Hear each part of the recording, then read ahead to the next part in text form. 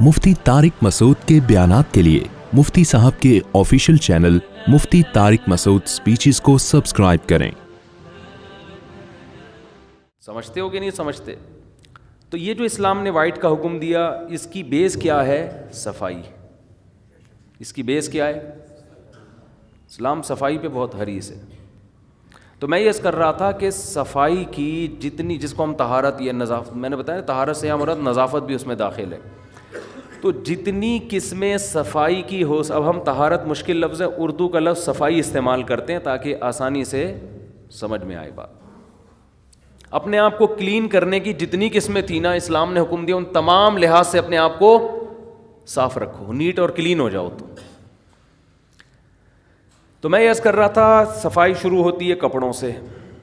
इस्लाम ने हुक्म दिया कपड़ों को पाक भी रखा जाए और साफ भी रखा जाए। जुमे के दिन ख़ास तौर पर गुस्ल का हुक्म दिया। नंबर 2, सफाई होती है बॉडी की। बॉडी को इस्लाम ने साफ रखने का हुक्म, ये नियत कर ले हम रखेंगे, ऐसा नहीं है कि ये सिर्फ नॉलेज के लिए एक बयान चल रहा है। और इसमें भी इस्लाम ने दूसरे कौमों से इम्तियाजी अहकाम दिए हमें। ज़ेर नाफ बालों की सफाई का हुक्म दिया, बगलों के बालों की सफाई का हुक्म, को रखो नहीं, ये बाल रखने की चीज़ नहीं है। गस्ल बराजिम का हुक्म दिया, जोड़ों के धोने का हुक्म। अबू दाऊद की हदीस, ये जो जोड़ होते हैं ना जिन पे मैल जम जाता है, आप सल्लल्लाहु अलैहि वसल्लम ने इसको अलग से साफ़ रखने का हुक्म दिया है। हक़्क़ुन अला कुल्ली मुस्लिमिन अन यग़तसिला कुल्ला उसबुइन मर्रा। आप सल्लल्लाहु अलैहि वसल्लम ने फरमाया हर मुसलमान पर लाजिम है कि हफ़्ते में कम से कम एक मरतबा वो गुस्ल करे। तो ये है जिस्म की सफाई। दांतों की सफाई का हुक्म दिया। दांतों की सफाई इतना ज़्यादा हुक्म दिया क्योंकि दांत सबसे ज़्यादा इंसान के ख़राब होते हैं। जब भी खाएगा तो कुछ ना कुछ दांतों में लगा रह जाएगा कि नहीं लगा रह जाएगा। बार बार हुक्म दिया मिसवाक करने का। ये बात खूब समझ लें, खाने के बाद मिसवाक नहीं है, खाने के बाद खिलाल का हुक्म है। खिलाल का मतलब जो कुछ दांतों में फंस गया है आप उसको धागे से निकालें। हमारे नबी सल्लल्लाहु अलैहि वसल्लम खजूर की छाल का जो तिनका होता है ना, उससे खिलाल किया करते थे। समझते हैं कि नहीं समझते? और खिलाल में जब भी खाना खाएं तो उसके फ़ौरन बाद खिलाल, ये सुन्नत है नबी सल्लल्लाहु अलैहि वसल्लम की। हमारे शेख हज़रत मुफ्ती रशीद अहमद साहब रहमहुल्लाह ताला खाने के बाद बाकायदा शीशे के सामने खड़े होकर खिलाल करते थे, दांतों में जो कुछ फंसा है उसको निकाला जाए। इससे दांतों की लाइफ बढ़ जाती है। लेकिन ये अभी मेरा मौजू नहीं है, एक छोटी सी बात करके मैं टॉपिक की तरफ आता हूँ। खिलाल की बात आई है, बहुत से लोग दांतों में खिलाल इस तरह से करते हैं कि दांत का बेड़ा गर्क कर देते हैं। इतने बड़े बड़े खड्डे सुराख दांतों में कर देते हैं, तीलियां घुसेड़ रहे होते हैं अंदर ना, यूं यूं कर, जैसे कोई गटर लाइन है जो तुम साफ कर रहे हो। इससे और खला पैदा हो जाता है, मसूड़ों के अंदर खला पैदा हो जाता है और चीज़ें फंसना शुरू हो जाती हैं। तो दांत के खिलाल का तरीक़ा ये है कि आप बहुत ऊपर ऊपर से करें, ज़्यादा घुसेड़े नहीं अंदर उसको। कोई चीज़ फंसी हुई है ना, ऊपर वाले दांत में क्या करना है, ऊपर से नीचे की तरफ, नीचे से ऊपर ना लेके जाएं। नीचे वाले दांत में क्या करना है, ये चीज़ें आमतौर पे नौजवानों को पता नहीं चलती, वो कर करके ना दांतों का बेड़ा गर्क कर चुके होते हैं, और सुन्नत के नाम पे नीचे वाले दांत में नीचे से ऊपर, ऊपर वाले दांत में ऊपर से नीचे, और घुसेड़ना नहीं है अंदर, हल्का हल्का। और बेहतर तो ये है कि धागे आजकल आ रहे हैं ना, क्या कहते हैं उसको, डेंटल फ्लॉस, उसके ज़रिए आप कर सकते हैं। तो ये ना ये किया, ये किया। एक बात, दूसरी बात, खाना खा के ना सबके सामने ना शुरू हो जाया करें। ऐसा भी हमने देखा, दावत खाई, इधर इधर दांत किस तरह उनके सामने, उसको घिन आती है सामने वाले को, तो क्या कर रहा है। तमीज़ भी कोई चीज़ होती है ना जो मार्केट में शॉर्ट होती जा रही है। तो आपने टूथपिक से अगर खिलाल करना है तो हाथ रख लें यहाँ पे, ऐसे करें, सामने वाले को अपना मुस्कुराता हुआ चेहरा ना दिखाएं, उसको घिन आएगी इससे। समझते हैं कि नहीं समझते? बच्चों को बचपन से इन चीज़ों का आदत ڈالنے چاہیے. ہم لوگوں کو دیکھ رہے ہیں اتنے دانت خراب ہو رہے ہیں, اتنے دانت. اللہ کا شکر ہے میں زندگی میں ایک دفعہ ڈینٹسٹ کے پاس گیا ہوں, وہ بھی اپنی غلطی سے نہیں, وہ بھی اس لیے کہ عقل داڑھ ٹیڑھی نکل گئی تھی. اب وہ تو قدرت کی طرف سے ہے نا, وہ قدرت کی طرف سے ہے. ورنہ آج کل ہم دیکھ رہے ہیں کہ ہر دوسرا آدمی کہاں جا رہا ہے؟ ڈینٹسٹ. حالانکہ ٹوتھ پیسٹ بھی کر رہے ہیں, رگڑ بھی رہے ہیں صبح شام. اتنے دانتوں کی صفائی کے پہلے لوگوں کے پاس آلات نہیں تھے جتنے اب ہیں, بیڑا غرق ہو رہا ہے دانتوں کا. اس کی وجہ یہ ہے کہ تمیز سے کام تھوڑا کیا جائے وہ اچھا ہوتا ہے. بغیر تمیز کے صبح شام رگڑتے رہو گے, تیزاب سے بھی گلیاں کرتے رہو گے, فائدہ نہیں ہوگا. سمجھتے ہو کہ نہیں سمجھتے؟ تو آپ نے ایک تو نیم کی مسواک استعمال کریں. نیم کی مسواک بہت بہترین چیز ہے دانتوں کے لیے. کوئی ٹوتھ پیسٹ, ٹوتھ برش نیم کی مسواک کا متبادل نہیں ہے. اور ایسے کیا کریں کہ یہ جو مسواک, کراچی میں نیم بہت اعلیٰ کوالٹی کا ہے, ورنہ بعض جگہوں پہ نیم میں وہ کڑواہٹ نہیں ہوتی. تو آپ نے کیا کیا, اپنے ایک انگلی کے برابر جو ہے نا موٹائی میں, جو آپ کو جیسا لگے, اس میں کوئی وہ نہیں ہے, آپ نے شاخیں ایک خاص ترتیب سے کاٹ کے گھر میں رکھ لیں. آپ 5-10 لکڑیاں اتنی آپ نے شاخیں کاٹ کے رکھ لیں. وہ 2-4 دن میں خشک ہو جائیں گی. خشک ہونے کا فائدہ یہ ہوتا ہے پھر اس کا برش بن جاتا ہے آرام سے. سمجھتے ہو کہ نہیں سمجھتے؟ تو آپ نے کیا کرنا ہے, صبح جب اٹھے آپ تو وہ نیم کی مسواک, نبی صلی اللہ علیہ وسلم صبح اٹھتے ہی اٹھنے کی دعا پڑھتے, الحمدللہ الذی احیانا بعد ما اماتنا والیہ النشور.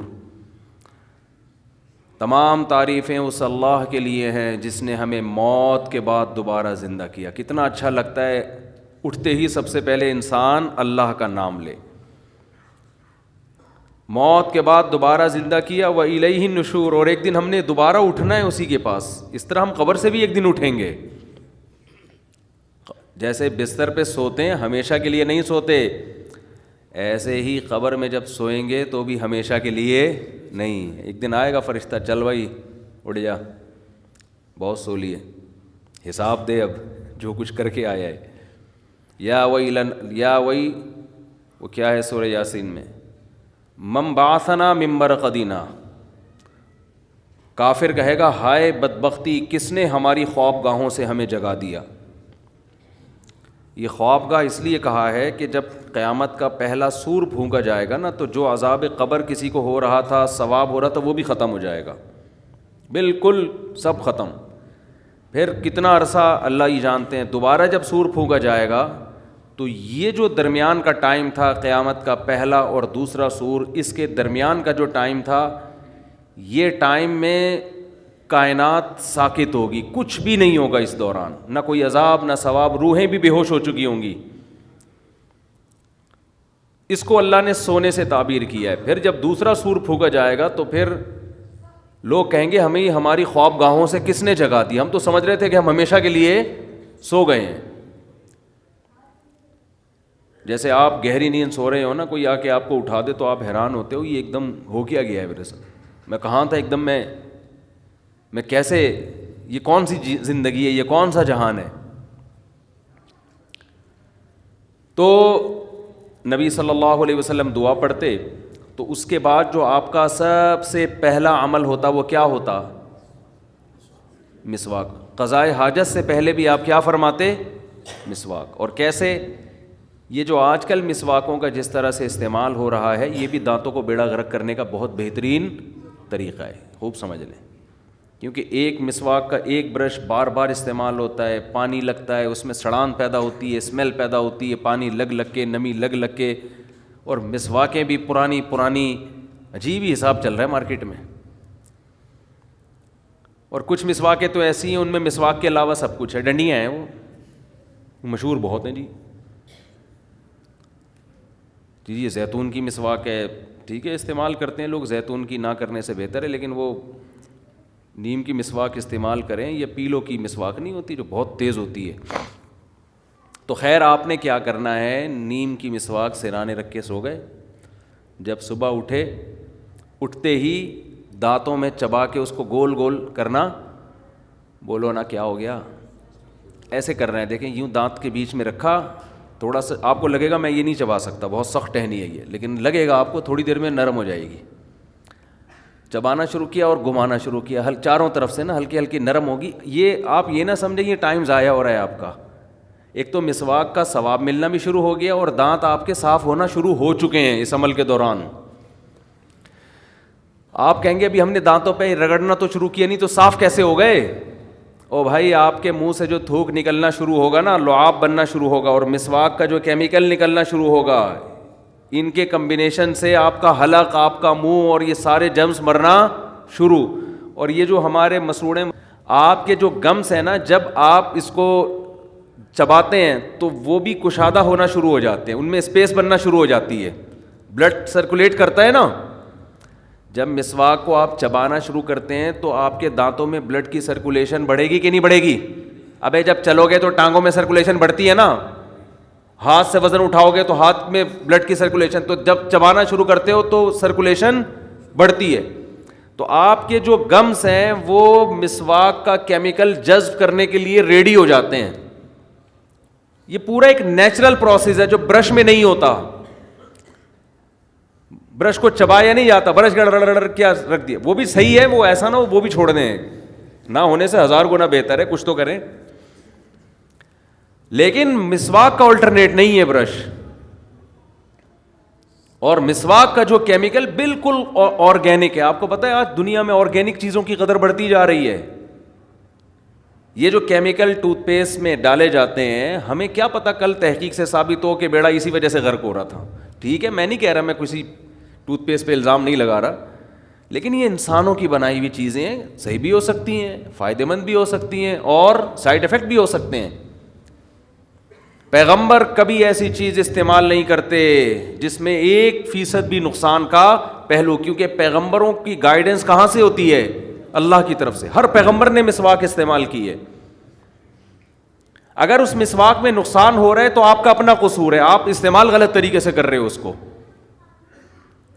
تو آپ نے کیا کرنا ہے میرے بھائی؟ دانتوں کے درمیان میں رکھ کے اس کو ہلکا ہلکا چبانا ہے اور گول گول گھمانا ہے, یہاں سے بھی اور لیفٹ سائڈ, تاکہ دونوں جبڑے آپ کے استعمال ہو نا. تو اس سے کیا ہوگا کہ آپ کے گمز میں وہ کیمیکل جذب کرنے کی صلاحیت بڑھے گی, اور آپ کے دانت تیار ہو جائیں گے کہ ہمیں صاف کرو. بالکل جیسے ہم جب کھانا کھاتے ہیں تو چباتے ہیں تو معدہ ہمارا نگلنے کے لیے تیار ہو جاتا ہے, اور وہ کیمیکل پہلے سے چھوڑنا, بغیر چبائے نکلیں گے تو ہضم نہیں ہوتا. یہ پورا ایک نیچرل پروسیس ہے, چبانے سے شروع ہوتا ہے یہ مسواک کے, سمجھتے ہو؟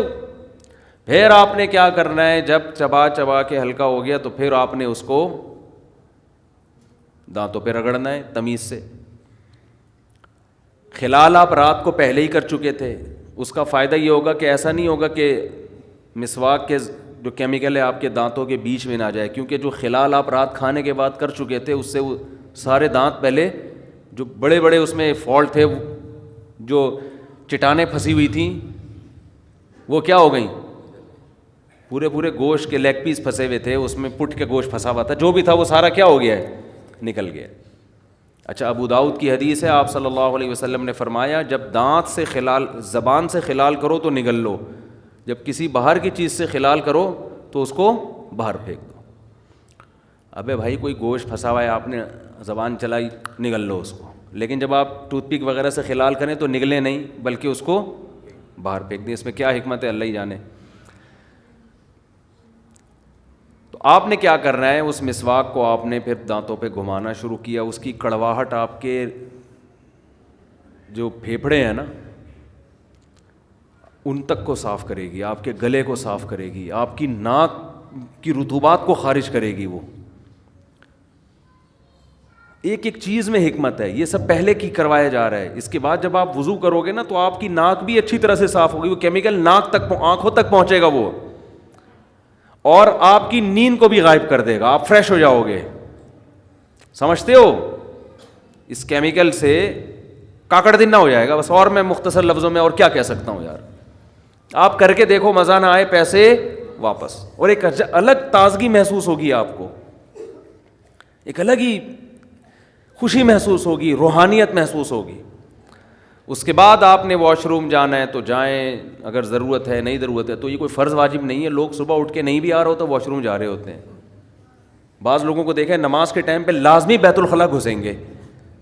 یہ میری آج تک سمجھ میں نہیں آیا بھائی, واش روم کا تو جب تقاضا ہوتا ہے تو نماز کا ٹائم نہیں بھی ہو تو بھی جاؤ, جب تقاضا نہیں ہے تو نماز سے کیا, تو نماز اور واش روم یہ لازم ملزوم نہیں ہے, سمجھتے ہو. لیکن بہرحال ہوتا ہے صبح صبح عام طور پہ لوگوں کو, تو چلے جائیں واش روم سے فارغ ہو کر پھر آپ نے کرنی ہے وضو. اور نبی صلی اللہ علیہ وسلم نے خاص طور پہ صبح کے وقت کے بارے میں فرمایا کہ شیطان آپ کی ناک کے نتنوں کے اندر ٹھکانہ بنا کے رات کو بیٹھتا ہے. حدیث کے الفاظ ہیں. تو صبح کے وقت جب ناک صاف کی جائے تو اچھی طرح سے کی جائے, پانی اندر تک پہنچایا جائے, پھر خوب اچھی طرح سے ناک صاف کر کے جو ناک میں رطوبات پھنسی ہوئی ہیں ان کو نکالا جائے. حدیث کے الفاظ ہیں شیطان رات وہاں بیٹھتا ہے. اب یہ حدیثیں اپنے ظاہر پہ نہیں ہوتی, اس کا مطلب ہے کہ وہ اس جگہ کو صاف کرو, وہ درد سر بنے گا آپ کے لیے. کتنے لوگ ہیں صبح اٹھتے بس کلی بھی نہیں کرتے, چائے پینا. بیڈ ٹی وی ہے بڑے گھرانوں میں, بڑے گھرانوں میں نا بستر پہ صاحب کو جگانے کے لیے پہلے کیا چاہیے, ٹی. وہ مسواک نہیں کرے گا, دانت صاف نہیں کرے گا. آپ یہ تکلف نہ بھی کرو نا, صبح اٹھ کے پہلے برش کر لو, بس یہ بھی کافی ہے بھائی. اتنا ٹینشن میں جانے کی ضرورت نہیں ہے. ایسا نہ ہو کہ لوگ اتنا پہلے یوں چباؤ پھر یوں کرو پھر یہ چھوڑو یار, تو کوئی بات نہیں, آپ اٹھو برش کر لو پہلے, اس سے بھی فریش ہو جاؤ گے, ٹھیک ہے نا. تو اور ٹوتھ پیسٹ جو ہے نا کمپنیوں کے اشتہار دیکھ کے, ایڈورٹائز دیکھ کے نہ لو, کسی ڈاکٹر سے پوچھو کہ کون سا کرنا چاہیے. ہمارے ہاں چیزیں خریدی جاتی ہیں ایڈورٹائز دیکھ کے کہ کس کا ایڈورٹائز زیادہ آ رہا ہے, حالانکہ عین ممکن ہے جس چیز کو ایڈورٹائز زیادہ آ رہا ہے وہ سب سے زیادہ نقصان دہ ہو, اسی وجہ سے ایڈورٹائز. اور پہلے ڈاکٹر کے اپنے دانت بھی دیکھ لو, ہاں, کہ اگر آپ کو اتنا دانتوں کا پتہ ہے تو اپنے کیوں ایسے خراب ہوئے ہیں آپ کے. اگر وہ کوئی معقول عذر بتاتا ہے بھائی قدرت کی طرف سے بھی بعض لوگوں کے ہوتے ہیں تو ایک الگ بات ہے, وہ تو پھر اللہ کی طرف سے ہے نا. ہمارے ایک جاننے والے حکیم تھے, انتقال ہو گیا, اللہ مغفرت فرمائے. انتقال بھی 100 سال کے بعد جا کے ہوا ہے. حکیموں کی عمریں بڑی لمبی ہوتی ہیں. میں ایک بات ڈاکٹروں سے کہتا ہوں, ڈاکٹر صاحب آپ کی سائنسی ترقی اپنی جگہ, عمریں ابھی بھی حکیموں کی لمبی ہوتی ہیں, ٹھیک ہے نا. حالانکہ پھیکو بھی ہوتے ہیں حکیم میں بہت سے, سارے نہیں. غلط علاج بھی بعض کر رہے ہوتے ہیں, ڈرامے باز بھی بہت ہے, لیکن عمر کس کی لمبی ہوگی, حکیم. صحت خوش مزاج ہوگا حکیم. جب آپ ملیں گے لگے گا یار بندے سے مل کے آ رہا ہوں, ایسا لگے گا دماغ بھی اس کا فریش ہے. ڈاکٹر سے ملیں گے تھوڑی دیر میں آپ کو ٹینشن ہونا شروع, عام طور پہ. تو میں نے ڈاکٹروں سے وجہ پوچھی, بھائی ترقی تو میڈیکل سائنس نے بہت زیادہ کی ہے, لیکن صحتیں کس کی حکیموں کی اچھی ہیں. تو ڈاکٹر اس کی وجوہات بھی بیان کرتے ہیں, اور وہ صحیح وجہ ہے کہ حکیموں کی لائف نا نیچر کے زیادہ قریب ہوتی ہے. میڈیسن سے اپنے آپ کو بلا وجہ بلا ضرورت, دواؤں سے اپنے آپ کو, تمام دوائیں بچوں کی پہنچ سے دور رکھے ہیں نا, تو تمام دوائیں بڑوں کی پہنچ سے بھی دور رکھی ہوئی ہوتی ہیں انہوں نے, ٹھیک ہے. اور یہی چھوٹے موٹی چیزیں, نزلہ ہو گیا تو وہ پی لیا بنفشہ شہتوت, ٹھیک ہے نا, جو شاندہ پی لیا بنفشہ شہتوت. دیکھو شہتوت کا بنتا ہے, شہتوت کیسی خاندانی چیز ہے یار, اتنی زبردست چیز ہے نا. تو وہ بنفشہ شہتوت پی لیا, اور زیادہ ایک دم اینٹی بائیوٹک نہیں کھائیں تو آہستہ آہستہ باڈی خود ہی اس کو کور کر لیتی ہے. پھر رات کو جلدی سو جانا, صبح جلدی اٹھ جانا, ٹینشن نہ لینا, ٹینشن ہمیشہ دینا. جتنے مریض ہیں ان کو ہمیشہ ٹینشن دینا, نفس پکڑ کے ٹینشن دینا شروع کر دیتے ہیں. آپ کا تو میدا بھی صحیح نہیں ہے.